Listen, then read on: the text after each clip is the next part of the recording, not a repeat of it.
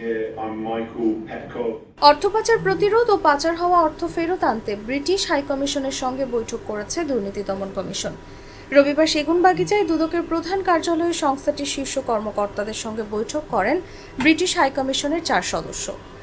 British হাইকমিশনের প্রতিনিধি দলের সদস্যরা হলেন ফার্স্ট সেক্রেটারি ডয়েন এটলি শিয়াবলা, head of politics and governance Timothy Duckett, international liaison officer Peter Vernon ও হানাহো রেডলি।